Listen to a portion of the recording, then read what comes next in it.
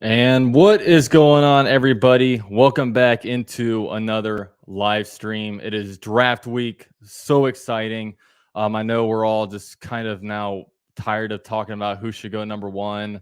Everyone's got their expert opinions on it all.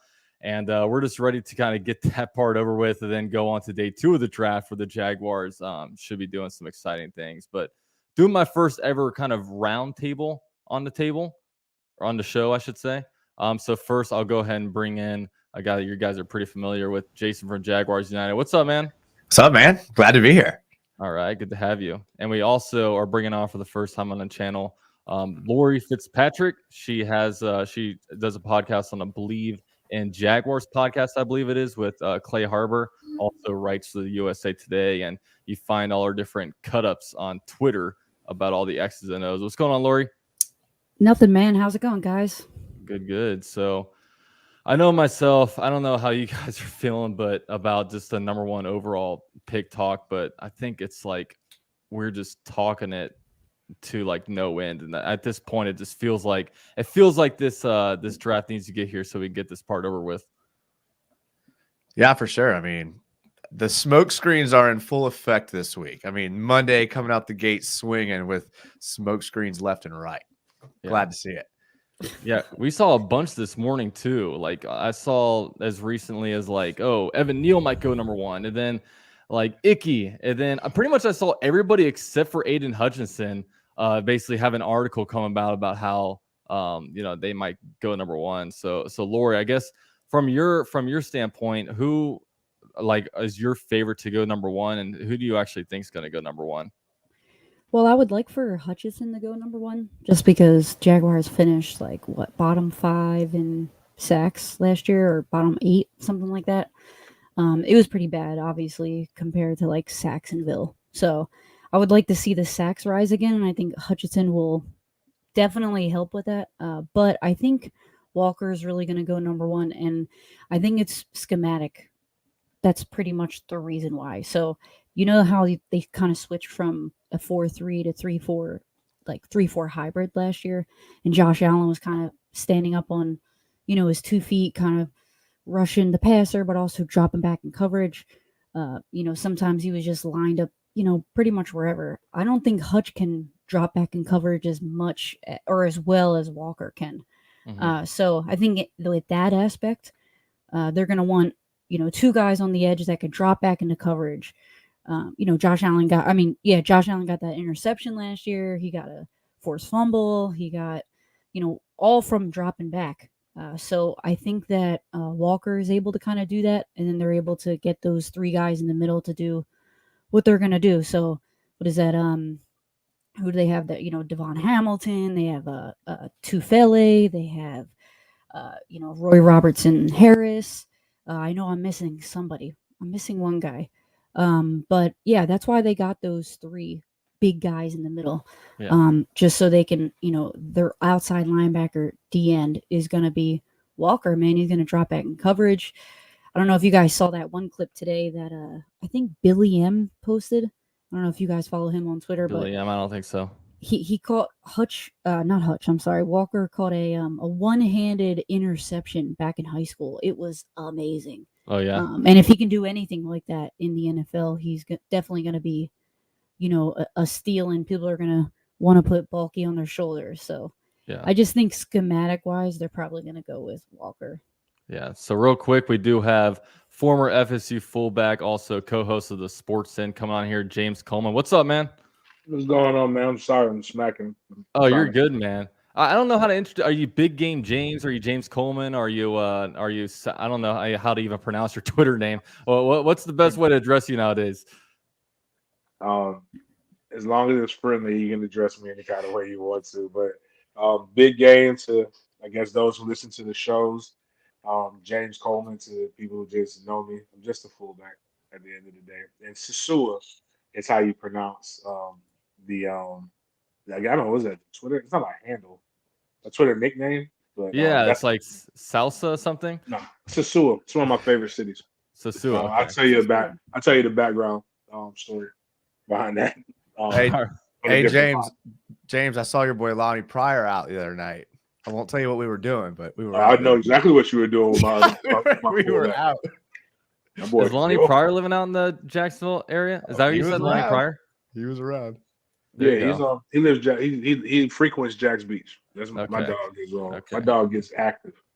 Yeah, when you say frequents Jack's Beach, I think we all can read between the lines on what's going on there. I feel like my background should be better than. Oh, you're good, man. Yeah, we all appreciate we just appreciate having you, man. I can get a jersey, just put it just drape. Yeah, just get the jersey on the coat hanger and just like thumbtack it up. That was like me day one, man. Or you can go like Jason. Jason's got the nice jerseys back, and I know Matt Jones. Unless you're the Matt Jones level, then it doesn't matter. That's one of my favorite Jaguar players. Hey, I was pumped about knew how to party. Yeah, Laurie's flexing on that. She's got the jersey on the chair. I like that. Yeah. All right, so James, what are you looking at right now when it comes to like kind of who do you want number one overall? Who do I want? A willing trade partner.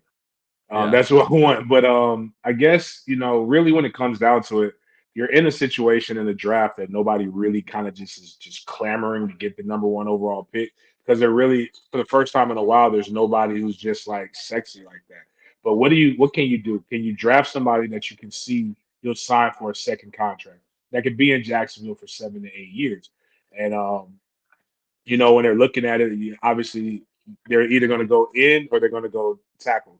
And there's Walker, Hutchinson, obviously at the ends. And if you feel like one of those guys can get you eventually 10 sacks a year, then okay, maybe it wasn't the worst pick in the world. But me personally, I think you got Trevor Lawrence that you invested a lot of capital in from a marketing perspective and just from a city. Like he's literally, the great white hope here in the city of Jacksonville. So much so that a station literally like draped and like put Trevor Lawrence everywhere, all over their Trevor Town and stuff like that.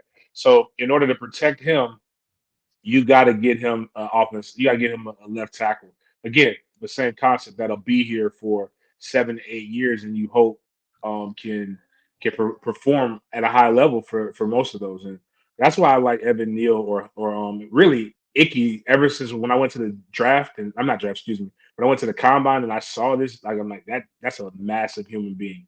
I would much rather I would feel really, really good if they went in that direction. But everything tells me that they're going to go Hutch, and I know people like him.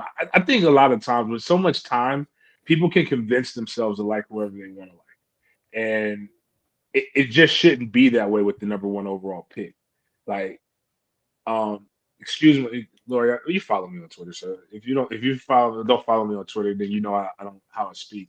But it's like if I'm in the club and I just see this fine woman, I don't have to convince myself to walk over to her and ask her for her number and try to holler. Yeah, but what if she's like a 7 and she's not a 10?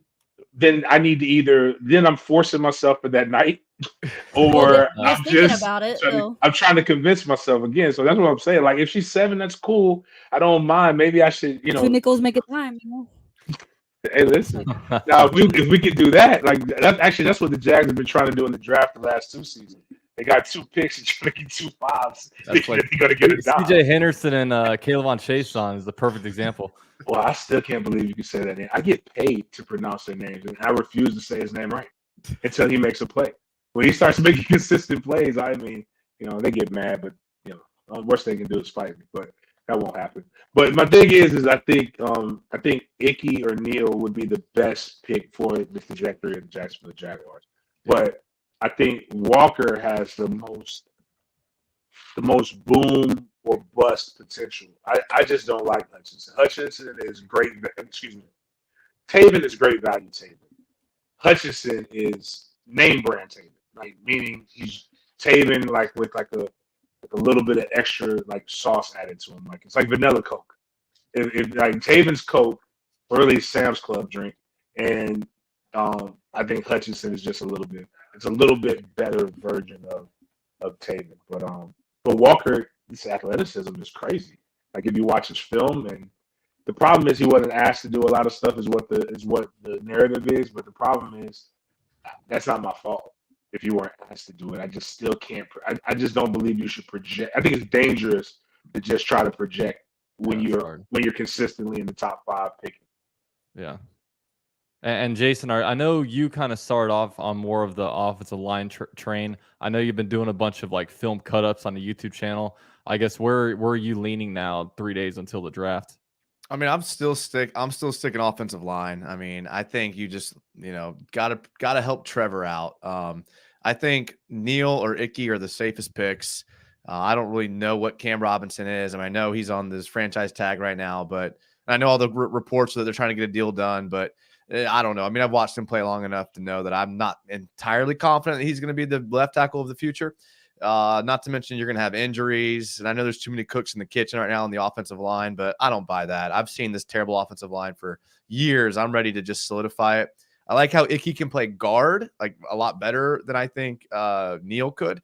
The only thing that concerns me with Icky is everything I see about Icky is how great of a run blocker he is. I mean, and he's a monster. I mean, he might be up there just below Quentin Nelson as a run blocker, just as a machine. I need Trevor to throw 50 times a game. So that's where I'm at. I will make a short defense, devil's advocate for Travon Walker. They were so deep at Georgia.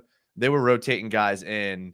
I mean, they were so deep. I mean, the dudes they were bringing in off the bench were just like really, really good too. So, I mean, there was a lot of snaps that were going around to a lot of different – I mean, they were 4 guys deep on the defensive line.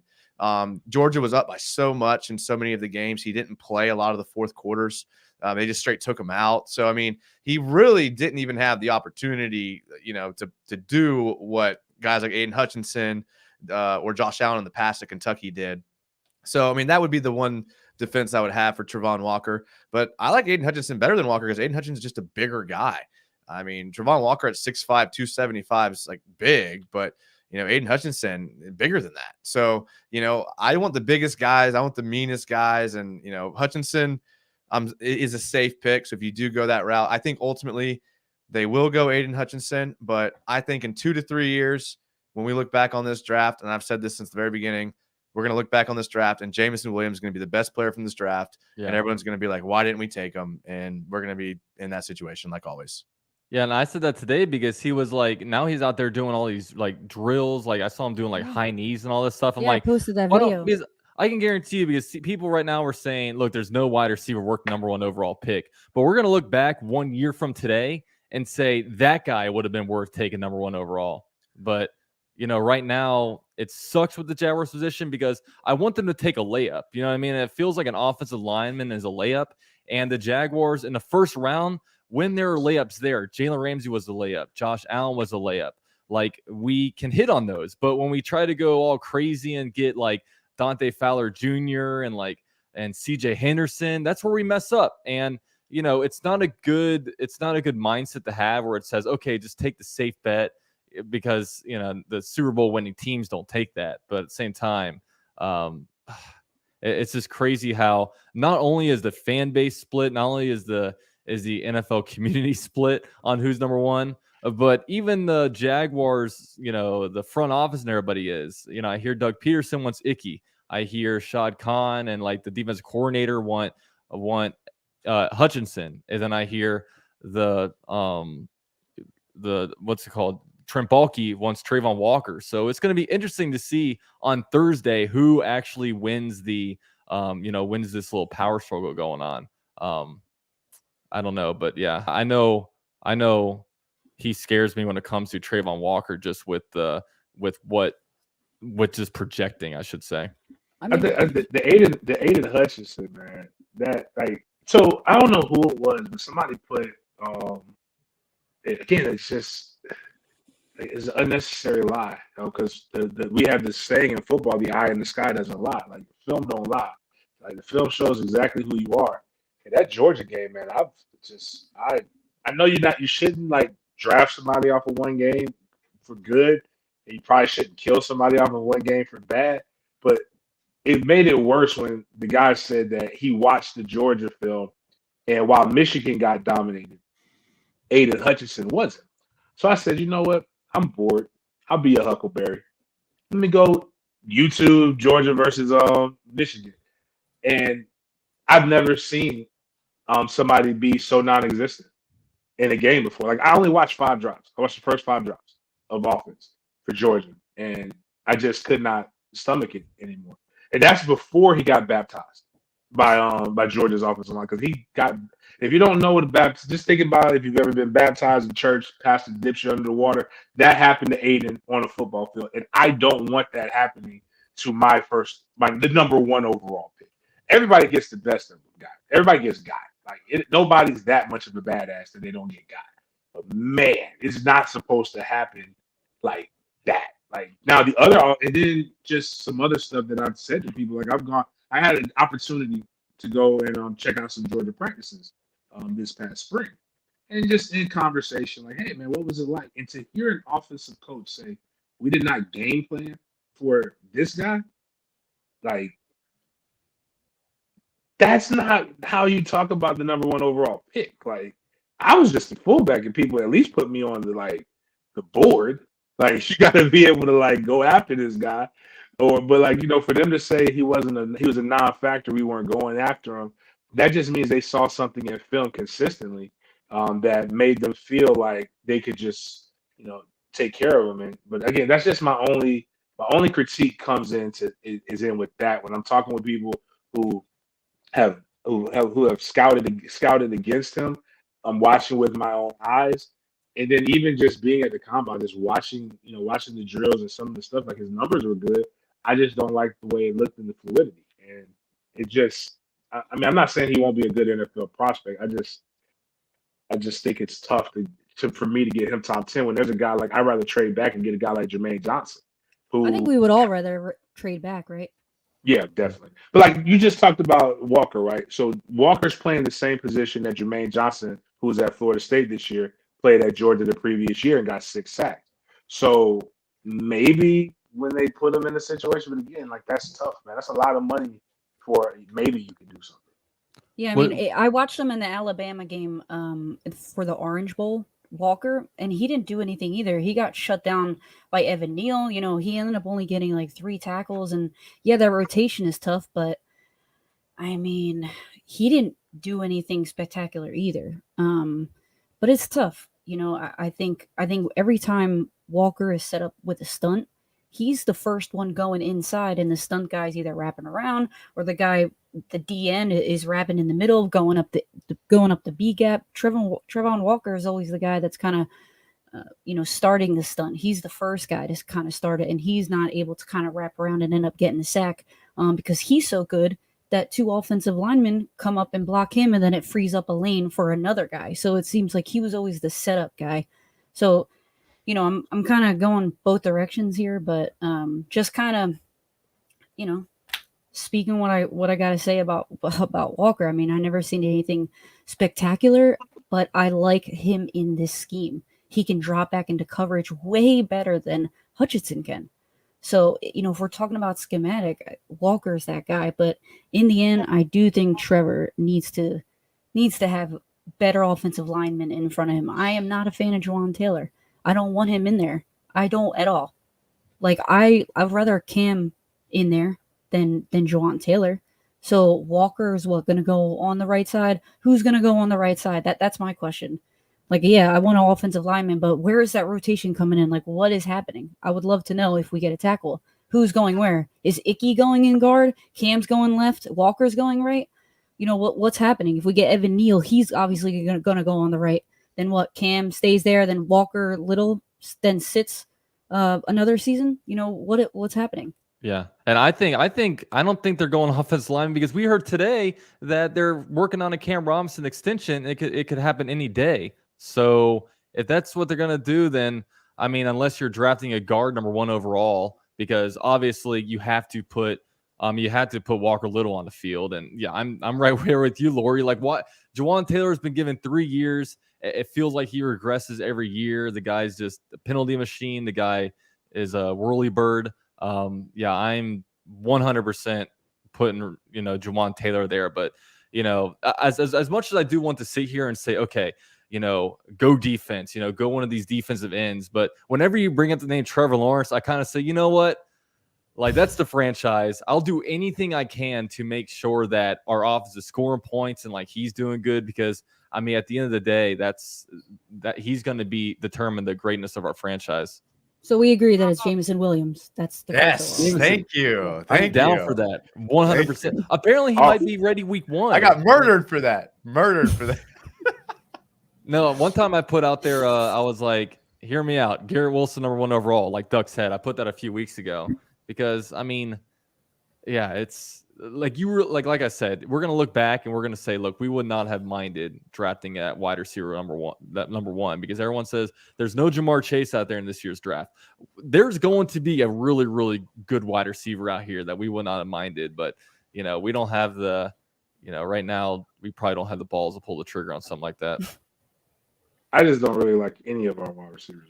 So, no, I don't either. I got killed for not liking DJ Chark.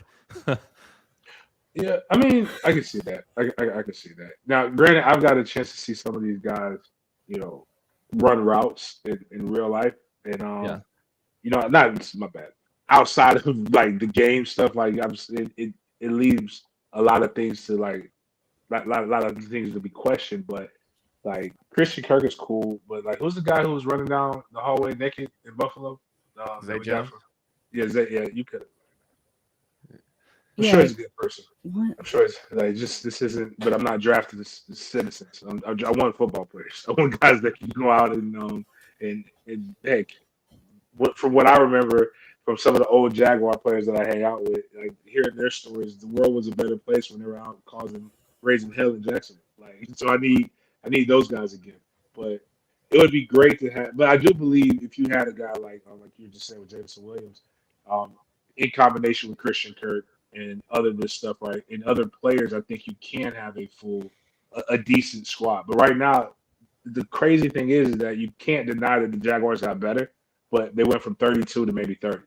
So like at the same time, we're still miserable, and it's very difficult to cover. Now, Jason? Do you think there's going to be any like wide receiver that's going to be worth picking at pick number 33? I mean, I think it depends on who's there. I mean, obviously, every mock that's out there has us taking George Pickens at 30. I mean, every mock's exactly the same. Like, we're all taking George Pickens Mine at wasn't. 33. We're taking Cameron Dicker in the 7th round. Every draft is exactly the same. But, I mean, I don't know. I mean, I like all the first-round receivers. I mean, they're all – I think they're all going to be good. You look at Drake London. I love Drake London, but he's not going to be there at 33. I mean, he's a great wide receiver. I looked at Jameson Williams. I'm a huge Jameson Williams guy. I mean, I've been on him forever. Garrett Wilson, he's had drop issues in the past. Jahan Dotson, he's a little small, but he can kind of do the screen game and the short game and stuff like that. That'll help Trevor. I mean, there's guys out there, but none. What about Christian Watson? How do you feel about him? Ooh, I like him. I haven't gotten into his film enough to make an educated, I mean, who can? He's North Dakota State. Can anybody get their hands so on there that you film? go. There you go. Yeah. Yeah. I mean, I don't know. I mean, at 33, maybe Pickens, maybe. So they were saying they took away 20 prospects for character issues. I guess Zay Jones wasn't in that. That's prospects only in the draft. So Yeah, I don't know. I'm not sure if Pickens gonna be there. I mean, I think he would be great for the team. I just hope that wasn't one guy that they checked off. I like his tenacity on the field. I like that. I mean, I like the fact that he's pushing guys. Somebody pushes you push them back. Is 20 a high or low number to take off due to character issues? Like, I feel like that's kind of low, isn't it? What does the character issues even mean? Like, I mean, That's a good question. like, I would say that's kind of high. Yeah, I don't know. I mean, what it's we talking football. about? I mean, that's what I mean. Like, I don't. Tim Tebow's a great human being, right? He's a phenomenal, like, person. Like, when they rewrite the Bible, he'll get to speak in blue letters. Like, Jesus isn't red letters. 100%. But I don't need him on my football team. I don't need pastors. I don't understand this need. He's great for the locker room. He's great for the locker room. You know what's great? You know what's the best? The best thing you can do for the locker room is win. Show me a locker room. Show me a good team with a bad culture, and show me a bad team with a good culture. Yeah, but Tebow wins. He wins Heisman's and national championships. Percy Harvin was an amazing athlete. Chico, what's Chico's real name? Aaron Hernandez Yeah. was an amazing athlete. Yeah. Percy Harvin. The Palsy twins, actually, you know what? Fine. Get me to Trevor Lawrence is kind of close to Tim Tebow, except for he's having sex earlier because he's got married a lot earlier. Give me the rest of the team as hooligans. Think about that's what I'm mad about with Urban. As a guy who's a Florida State alumni who hates Urban, I figured this was the perfect opportunity for him to use the blueprint strategy that works. In order to play for Urban, you had to break at least 6 of the 10 commandments. He wouldn't even recruit you if you haven't broken those. And what do we want to do? Is bring a bunch of choir boys here? No. Get you one person who's blameless enough to be able to cover all the sins of the team. I'm with Trevor because he kind of has the Jesus hair anyway. Give me that, and then give me a bunch of rapscallions and hooligans and knuckleheads. Like I don't like all this. Like no, be your own. Be a role model to your own children.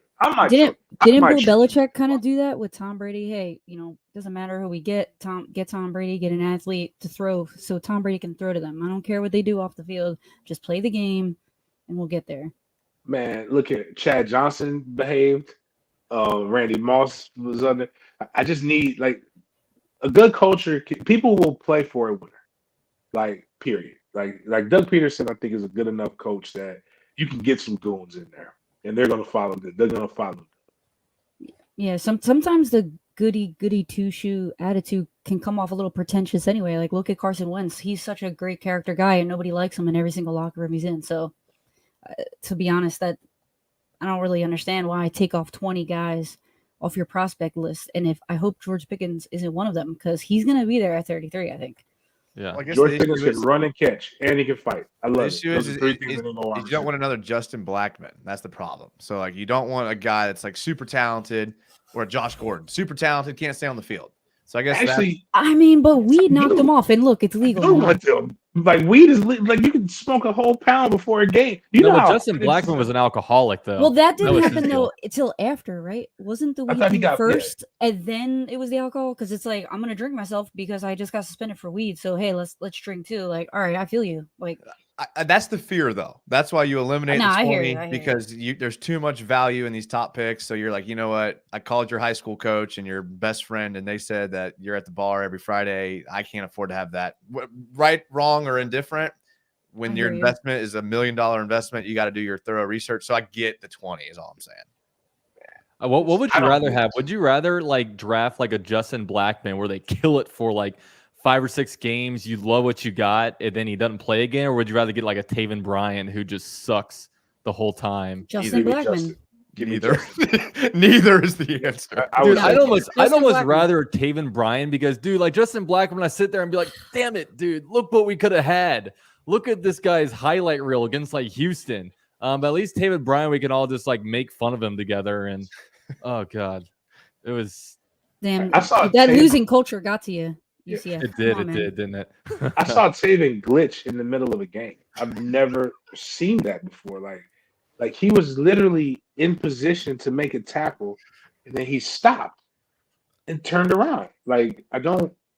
And again, so my bad. I saw Aiden Hutchinson do the same thing against Georgia, and that's literally, we all have. I go to counseling, and my counselor told me to look for triggers. And that was a trigger, like it was a Tavon Bryant trigger. So like I was just sitting here like, oh my god. But I'd rather you flame out. Every star explodes. I'd rather see that than see nothingness. But I mean, I think again, a lot of it has to do with control. Everybody got issues. A lot of people who played at a high level, there's some instability. That's why football players aren't rocket. Well, actually, there are some rocket scientists. But most football players aren't really like they're not brain surgeons. They're not guys they're the guys you want to go run in and blow stuff up. So like I'm not really looking for like now. Granted, don't be CJ. Like CJ's issues weren't that he's a bad person. He really is dealing with some things, from what I'm understanding. Like maybe let's not get that, but at the same time, if it's like what is like character because he drinks a little bit. Listen to the stories of the old NFL with these guys getting drunk before games and playing. They're at halftime taking shots. I think you need some guys with a little bit of edge. But the other side of it is too. I don't care if they're a Boy Scout. Ain't nobody listening to no rookies like that anyway. When you step into the locker room, especially a third, fourth round pick, nobody really cares. They don't even learn your name until you make the team. So like you can get all the choir boys you want. Those guys are gonna probably at least they'll be able to adjust to getting cut better, I guess, because they have solid faith. Yeah. Yeah. So I don't know. Like I know with this, I think I don't know. It's kind of funny we sit here and talk about which like bus we'd rather have. Like we'd rather have this because that's like all we've really been having. But I mean, I know for me when I look ahead of this draft, like as much as we'd like to talk about a number one pick, like day 2 is gonna really determine like if we're gonna end up with a good draft because the Jaguars have 3 picks on day 2. And I mean, I know for myself, like if I see a mock draft, I know this is bad just because it's like me being ultimate fanboy, but if I see a draft that doesn't have wide receiver number 33, it pisses me off a little bit because I want to keep getting Trevor Lawrence wide receiver help. I mean, Christian Kirk is like nice and all, but like, I mean, he's not the alpha. He's not the number one. And that pick's going to look really, really bad, I think, if the Jaguars don't get an alpha, because then you're putting way too much on Christian Kirk's plate and he might not be able to handle it. So, I know when you look at things, Jaguars need wide receiver help. Jaguars obviously need edge rush help, offensive line help. They need help really everywhere except for maybe the secondary. So I don't know. Like Jason, do you have like a dream day 2 for the Jaguars that they can go out there and I mean, it depends on what they take day 1. I mean, they have, like you said, they have to address offensive line at some point just for not center right guard help. I don't know how late that comes into it, but I mean. Look, I'm team Trevor. Got to help Trevor out. Load up on the receivers, load up on the offensive line. I mean, I get the need. I mean, you say we're good at secondary, but I mean, our safeties. I mean, people will just stand for Cisco all day, but I mean, I've seen him play good for 2 games. Same with Walker Little. I mean, it's like these guys, we want them to be good, but like we haven't really seen them long term be good. So we do need help everywhere. Laurie was talking about the 3 defensive linemen. I don't really like any of those 3. That's the one thing about Travon Walker. At least he can come in and play the big end. At least we can solidify that spot. I mean, Tufele is probably okay, but I mean, we need help everywhere. So you got to trust your board, best available player. However that folds out. I mean, we know there's going to be a run on offensive linemen. There's going to be a run on wide receivers. That happens every single year. So the guys that you hope are there in the second round at that position are never there. So you really got to do your due diligence. And, is it going to be a Jahan Dotson from Penn State that ends up being there? That type of player. I mean, that's kind of what you're more realistically looking at because I think Pickens ends up going in the first round. So it's going to be how the chips fall. But address offensive line, defensive line, and wide receiver with the first 3 picks, however you have your board set up, and I'll be happy. What about you, Laurie? Do you kind of feel the same or you got your own taste on it? For just one thing that you said that I don't agree with is the defensive line got way better against the run with those guys. Yeah, the pass rush was terrible. The sacks were non-existent, but they were stuffing the middle. They, those guys, like none of them had like a spectacular season. But I think they did get the job done in terms of like stopping the run. But I don't know. I hear you. We all kind of wish they would have done a little bit better. But in terms of that 33 pick, I don't know. I have a feeling they don't go wide receiver at all. If you don't have goals at all, then you can't be let down, right? So yeah, I guess that's true. But I don't know. I really think what they did in free agency just showed how desperate they were for wide receiver with all the money they threw at Christian Kirk. Completely Zay Jones too. Didn't they? Yeah. They offer him a big contract, and he is not a starting Z. Get Alec Pierce in there at 33, or at least maybe the third or that second. I'm sorry, third pick. Rounder. Yeah. I think he would do well. He's 6'3", from Cincinnati. He's not bad. He's fast. He can stack receivers. He can win 50-50 balls. He's a possession receiver, and he can get downfield quick and spread the field. But they paid a lot of money to Zay Jones to have him sit the bench. So, I mean, I do like Christian Kirk because if you look at his every single season, you look at his stats, every single season he got better and better and better. And he was on a stacked offensive receiver room. So yeah, he didn't get the ball that much, but I think he can move all around. He's not just that slot receiver. He can play on the outside too. I think he's going to have an even better year. I don't think we should completely count him out, but yeah, I think we should totally add someone at either 33 or that third pick. Sorry, I don't know which number it is, like 54 or something. Yeah, I just hope they get somebody. I think Alec Pierce would be that perfect guy, though. That's just my opinion. How about you, James? How do you feel? Like, what's your dream when it comes to? I guess I know you're not like a Jaguar fan per se. You don't view yourself as a Jaguar fan, right? You're more of a Jaguar supporter. Yeah, I'm definitely a Jaguar supporter. Okay. I cover them. So don't lie to yourself, James. Don't. You've been here long enough. Bro. Who you lying to? You're a fan. I'm gonna be honest with you. Like it broke my heart. Like I take personal offense. Like every year I try to be a fan, they lose. Like you realize how bad they've been. They've been bad my entire existence here in Jacksonville. Like Jack Del Rio should have a statue. Is like basically was one of my battle cries because he was the best coach that I've lived through outside of a Baloney Boy. And that was 1 year. And even though 2017 was it was so fun covering them in 2017 that It was. When 2018 happened, I said never again. I just said I won't do this to myself. But my son is a Jacksonvillian. Is that how you say it? Anyways, whatever. He's a native here, so like he actually loves the Jags. So as a good father, I have to support my children. But I would love to see them go shore up the offensive line with the first overall pick. I'm kind of like 1A, 1B between Neil and Icky. I would love to see them go Pickens, but I have a feeling that they're going to really, whichever direction they go, they're going to double down. They're going to like really go in strong. So they may even like just something random. Like what's the guy's name? It's not random, but he's a good player. Was it Lindenbaum? Yeah, Lindenbaum. The center. Yeah, the center. Like something like that happens. But I would love George Pickens though. And not because of what anybody else says. Again, it's just my involvement and interaction with these guys. When I got a chance to have a video go viral at the combine with George Pickens trying to communicate a simple sentence saying that he wants to opt out of the bench, and it sounded like he was being waterboarded. Most people were like, no. The first thing I said was draft him. I want that guy. I don't want this guy went to school to play football. Like that shows a commitment to the game that I need.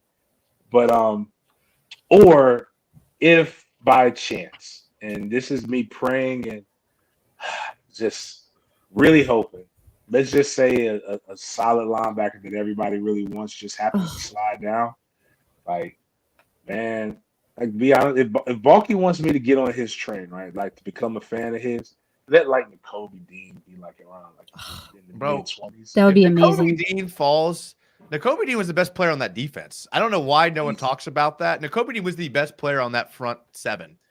By far. The best player. But like if something like that happens and Balky trade the rest of the picks, we don't need 12 picks. Like just get rid of it. Like jump up and get him. I would be like, you know what? These guys are really trying to win right away. But then again, like Laurie said perfectly, like if I don't go in with any expectations, my feelings can't be hurt, and I can actually do a better job of covering them. So I just don't believe that they'll do anything competent. I'm sorry, and I'm sure there are people in your comments who are like, this is probably why he's no longer at 10-10. But I'm just not a sunshine pumper. I don't get paid by the Jaguars to say anything nice, and they don't do anything well enough for me to say nice things about them. Even though I do like a lot of the players and some of the people who work there, but the product stinks. Yeah. Yeah, I mean, they're the love you or the hate you over there. But I know for me, I don't know. I just I feel like as much as I want wide receiver number 33, I don't know if it's going to be super possible because if 6 wide receivers go in the first round, are you really going to want to draft like your 7th best receiver when you can go get like a 2nd best linebacker or like the 3rd best interior guy? It seems like unfortunately kind of a pipe dream. But especially with all these different teams just like needing receivers so bad. Because I know for me in my mock draft, I basically had the Jaguars getting George Pickens, Cole Strange, who's an interior offensive lineman, as well as the Wyoming linebackers. So I don't know. I'm not the draft prospect experts like you guys are.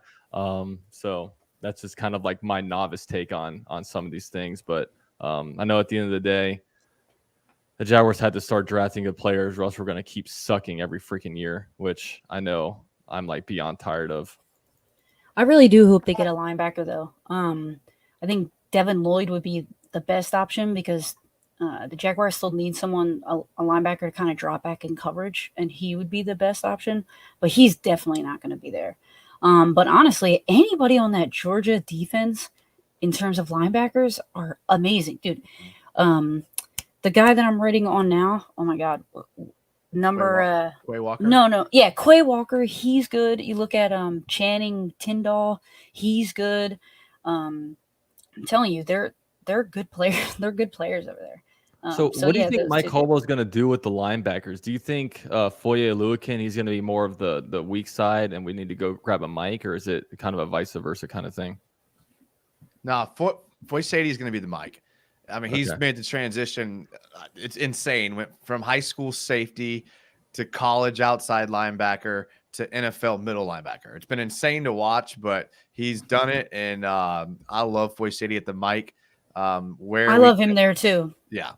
I mean, I think he's really, really good. He played the mic already, and I listened to an interview with one of his coaches, and he's like, "Oh, well, I don't think he should be Mike. He's not comfortable there." No way, dude. I don't know. I like him there, but I do think it depends on who they get in the draft too, because he can go sideline to sideline, and that would be a perfect weak side guy. But at the same time, I think he has like obviously the football IQ to be the Mike and have that responsibility, that green dot, make those play calls, be that quarterback of the defense. I think he could totally be that guy. Yeah. Well, I mean, James, I'd love to hear your thought on this, but from what it seems like to me, if you're in your odd man front and you're 3 down linemen, you're in your nickel package most of the time, aren't both of your linebackers pretty much splitting the middle of the field in pass coverage anyways? So whether you're outside or Mike, if you're in your nickel package, you're pretty much playing, whether it's a cover 2 or a cover 1, you're pretty much have the same responsibilities, the curl flat and things like that. Like you're not really, the difference between those two isn't as pronounced as it used to be when everything was heavy formations and then play action passes. It just seems different now. Well, it just depends. Like that makes sense what you said, in theory, but a lot of times you're always bringing one guy in that middle area. So like really, you have one that is more of your coverage guy, more of your standard guy. The other guy is the person whose job is, because you got to bring 4 to 5 every play.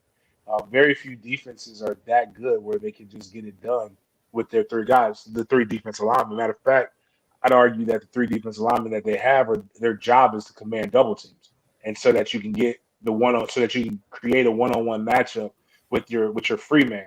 So, but isn't that Josh Allen's job to come from the 9 technique and be that 4th guy?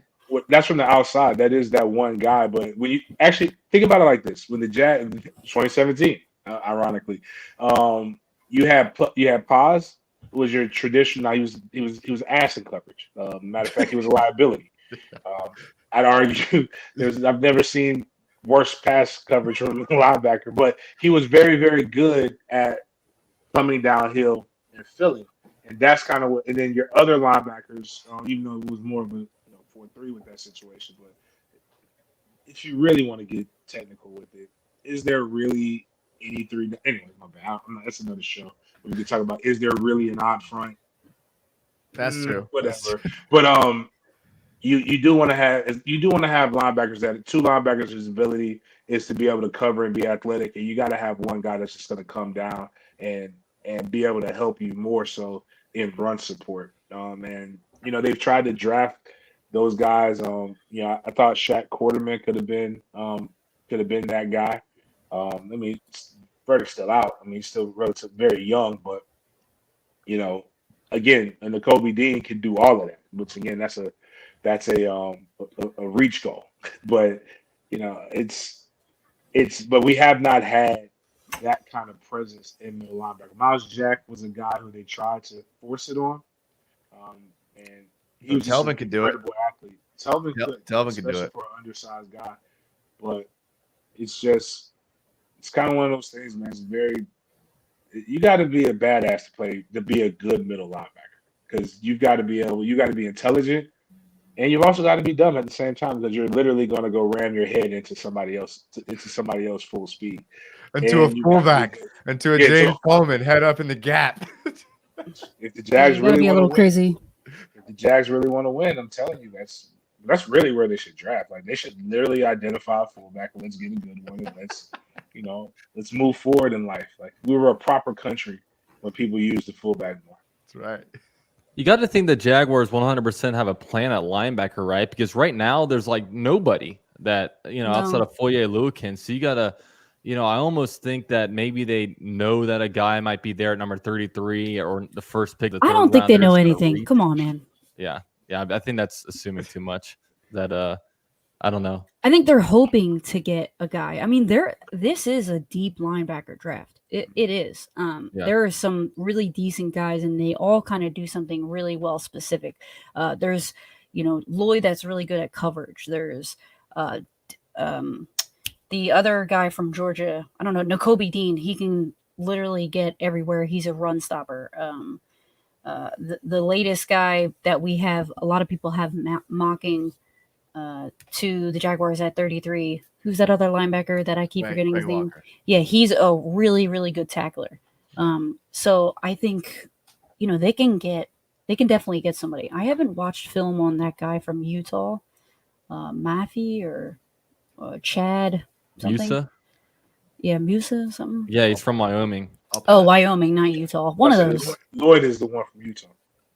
Yeah. He would be great in coverage, but I think that the Jaguars haven't had a guy that can do everything. So that I know it's hard to find too, but Telvin, he was a really good tackler, but he wasn't that great in coverage. You have Paz, he was a really good tackler. He was like that hard-nosed guy, but he was obviously terrible in coverage.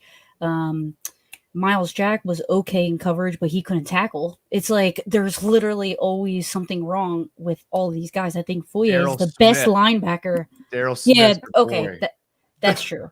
That's the one. But how long ago was that? That's what I'm saying. It's like Foye is I think one of the best linebackers they've caught in a long time.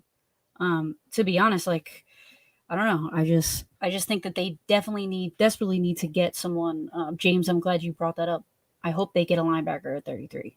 They need stability there too. I mean, it's been a revolving door. And in 2020 they signed Joe Schobert and they traded him before the season in 2021. They're carrying like a $9 million dead cap hit because of him still. Like, what a terrible contract. That was like 2 off seasons ago, and like no, he wasn't good in coverage. Yeah, I mean, what and then even the Jaguars with Damian Wilson. I looked it up. They signed them on April. Oh, I thought this said August. Sorry, my glasses are on. April 2nd. So at least they had a plan for him last year. I don't know. It's I mean, Damian Wilson's kind of having a hard time of it lately. He's been. At first, I was like, we should re-sign him now. Like he's got arrested for some domestic violence stuff. Now it's like, I don't claim that man. Yeah, no. But yeah, that's been definitely a position where the Jaguars have struggled. Even Miles Jack is just, I never seen somebody so up and down as him, man. And, the Jaguars try to use him in a lot of different ways, but it just, at the end of the day, I think maybe just a fresh start on both sides. We're just good on that. But that's what I'm saying, though. Like if you have a box strong safety nowadays, the way the NFL is going, you can get away with 2 linebackers. That's what I'm saying. Like, play your nickel, your 5 defensive backs. One of them be a box safety that can. These guys that are, Kyle Hamilton, he's not a typical safety size. And, Derwin James, these guys aren't like old school safeties. They are old school safeties, but they're not like just coverage safeties. They play in the box. They can fill gaps. They can force the play back inside. If you have a safety like that, you can get away with 2 linebackers. So, Foye, identify another guy you like, maybe in free agency or on your depth chart. And, I don't think linebacker's a position you could probably get away with in the modern NFL. I think the nickel corner is more important nowadays, just because empty sets, 2x2s, trips. So you need a nickel corner that can pattern match and do all those types of certain things. So, that's more important to me. And a defensive lineman that can command a double team, fill their gaps, can two gap, and an edge rusher that can create pressure. That's more important, I think, than your weak side linebacker who's playing hook curl. They need it though with Wingard. That's a hard sell. That's a hard sell for me. See, that's what I'm talking about. This is just like Winger's not going to do it. He can't tackle. Winger's they the need a most linebacker. unpopular name on the Jaguars, I think, at this point. Do it Now that live. Taven Bryan's off, I think Taven Bryan needed Wingard as kind of like a shield. Now, like Wingard's all out there on his own island, where all the fans hate him. But yeah, it's do you guys think there's any chance the Jaguars could surprise and take a defensive back on day 2 of the draft? I mean, it just depends on who's there. Yeah. I mean, obviously that's a very no S Sherlock type of answer right there. But like, I think the real thing is will the Jaguars cause anarchy by picking the wrong person? Like, kind of like a few years ago, I think it was the Raiders drafted the wrong defensive lineman from Clemson, and that's how Josh Allen fell into our lap. Cleveland Farrell they drafted. And like, will we do that and really cause other teams to have to spiral, and we end up looking up with the second round pick? Like, because I mean, I kind of with you. Like, if there's 6 wide receivers, like if there's a run on wide receivers, then don't just pick up the best available wide receiver. Go pick up the best available player. But I would have to go do a little bit more research and who is that next tier corner that's good enough to be, to be able to get that as long as they're anywhere from Florida. Just don't draft any. I think we're safe there this time. Oh, yeah, Kyrie Elam, he could fall to us. Yeah, I guess that's true. The Jaguars definitely if there's any position that they invest in, it's definitely that defensive backfield with 3 free agent signings in the last 2 years when it comes to defensive backfield. And you had a Tyson Campbell in the second round last year, then Andre Sisco. We got to definitely hope those guys work out. I mean, Rayshawn. Yeah, Rayshawn Jenkins. Yeah, because when free agency, Rayshawn Jenkins, Shaquille Griffin both signed decent deals. And then you just signed Darius Williams. And I mean, they're trying to load up on a defensive backfield. That's for sure. It's just I like Darius a lot. Yeah. Somebody that I you're not getting him on the second day. He's not. Actually, no, maybe you can get him on the third round. Who? Marquise Bell. Florida A&M. Really good safety. Actually, really good ball. I mean, Boston, you'll probably get crucified if you draft him that early, but I do think he's somebody that he didn't shrink. He was he performed at a high level, and almost in every game that Femi played this year. But I think he's a smaller school guy that I would look out for. That's just as athletic or talented as a lot of guys. He's a safety. His size, I think he's 6'2", 212. So you were just talking about that fifth DB, or putting somebody out there that with a little bit more of a stockier type. I think that's something that I would look at. But other than that, I mean, I don't really. I mean, you just brought up Kyle Hamilton, but he ain't gonna be there. No. He did the most incredible thing I've ever seen. I'm going to watch him. I don't know how he's gonna fit though. I mean, he's like a tweener. I think he's going to really be proficient in covering tight ends in the NFL. I think he's going to be probably one of the best guys at that. But when it comes to playing in the box or playing, I mean, he's not going to cover Tyreek Hill on a fly. It's and that's, I think he's kind of stuck between coverage and a box safety, and he just kind of fits his. I think he's a tad overrated just from the games that I watched. Yeah.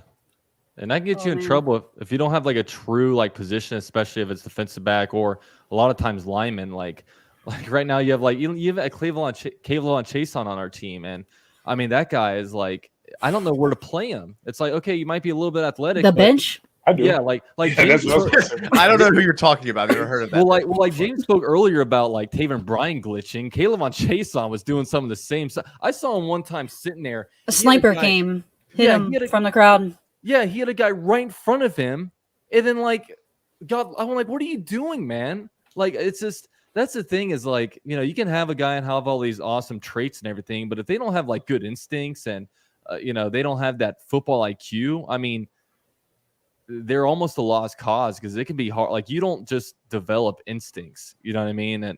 And I don't know if, and it's funny right now, you look at Browns fans, dude, they're like hype over Tavon Bryan. They're like, look at this guy, look at him push in the pocket. This guy has so much potential. It's like, they watching the Bills the only game. time he has success is The Bills game. Yeah, like, is there a Tavon Bryan highlight reel on YouTube? I need to look at this. Not at No this Jag. way. Oh, it's not on YouTube. It's on Shorts. It's on Vine. It's on on Vine, Vine. yeah. You That's can't so do funny. It's a reel From No, back you in can't. college. You He got can't. off the line quicker than a lot of people in college, though. And they were like, oh, if you can get off the line of scrimmage quick, if you're quick off the snap, man, you're going to do well in the NFL. Yeah, okay. I saw him get whooped by the worst center in my alma mater's history at Florida State, and that's when I knew the Jags were in trouble.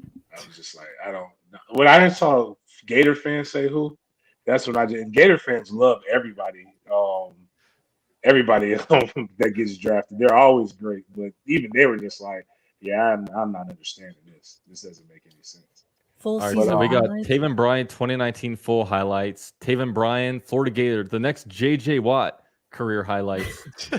Mic'd up Tavon Bryan. Enough. Tavon Bryan needs to go. Tavon Bryan could be a steal for the Browns. So there's not a lot of Tavon Bryan content out there, unfortunately. But to clavicle chasing, when you nickname yourself Sack Guru Sack Guru. and you're That's where he got absent sacks, it's a little bit I feel bad for that name, though. Was it in college, maybe? And he did okay in college? he didn't get very many sacks in college. He had 9 sacks. Hey, the Like, man went it's to clear. the man went to an LSU summer camp in high school and got a scholarship offer on the spot due to his athleticism. That's his only claim to fame. Yeah, that's why the greatest athleticism thing he's doesn't ever mean done. much in the NFL. You have to have, like, you have to be, athletic in one part of the game. Like, at least you have to, sculpt your craft in one thing. Like, you can bend the edge, work your craft on that. You can, you have a great bull rush. Okay, work on that. Just full on athleticism, that really, like, that's great. But if you're not good at least one thing in terms of being technical in something, like at your position, then it doesn't matter to me. Honestly, I do not care how athletic you are. I Right. just don't. Can you take the person's shoulder pads and jack them like right up under this chest part and jack it into the other person's throat and drive them backwards? Like, football is not as complicated as what people make it seem. Hey, It's really- you know who does it's that? literally imposing your will on another man. Like, Hey. can you do that? You know You who gotta be does that crazy. really well? Kayvon Thibodeau. That man jacks up those Pac-12 offensive linemen left and right up under the chin. I like So him. was that the bad attitude that they're, character that they're talking about? Because I hear a lot about people don't, I guess, like some of the teammates or whatever, like when you go on visits, not a lot of like other players or coaches kind of, I don't want to say didn't like him, but they kind of like, they weren't gravitated towards him. And I think that was a reason. That's what I heard anyway on some other podcasts. Yeah. I'm hoping So- that's not the case, but why I else met would him he on the fall off? Why else? It was always Aiden and him, and now he's nowhere in that conversation. It's crazy. He's considered a diva, and it's not really that. I think it's a misunderstanding of what his personality is like. Because I've met him, and I've actually hung out with his parents when he was on. Everybody thought he was going to Florida State. He came to the Virginia Tech game that weekend, and what it is he has literally been the man since probably birth. Like, he probably came out the womb, and everybody was just like, "Oh my God, look at this creature! Like, this is a Greek god." So you have that, and everywhere he's gone, he's performed pretty well and actually rather level-headed when you think about it. And now it did not, he got hurt a little bit at Oregon. He played nicked up, but I think people can because of the flashiness, the very Southern Cal nature of how he portrays himself. I think people have perceived notions that he may not love the game as much as what people think. And I think that's just a lot of times that's lazy scouting. That there's just when you could just be truthful. Sometimes it's just things about people that you don't like. Can't put your finger on it. I just don't like them. Which I think if more people would just say, my analysis is I could be honest with people. There's probably very little that Taven Bryan could have ever done to make me like him. I don't know. It was just something about him. I don't know outside of his play, but it was just very little. So but my analysis was just don't like the pick, and it turned out right. I think sometimes we can look at those things, but as far as like his work ethic and what he's able to do, I mean, the kid put up numbers consistently, especially being a guy that got double teamed. When we look at Aiden Hutchinson, they had a defensive end in the last draft that was highly productive, and they had another defensive end opposite them this year that was highly productive. So like they got to pick somebody to block, right? Like so, but at Oregon, who was the other defensive end? It's been him since he came in. So I mean, I get it. I did a video breakdown of Kayvon Thibodeau, and I've been breaking down prospects for years. I've never seen teams center their entire game plan around one defensive player like the Pac-12 teams did it around Kayvon Thibodeau. Like double teams every time, wherever he's on, like they would check pre-snap, wherever he's at, runs to the other side, everything screens behind him. Everything was just like, where's Thibodeau? And let's keep it away from him. And he was still productive. And until I kind of got into the film, I was kind of anti-Thibodeau just because I didn't really watch a lot of West Coast games.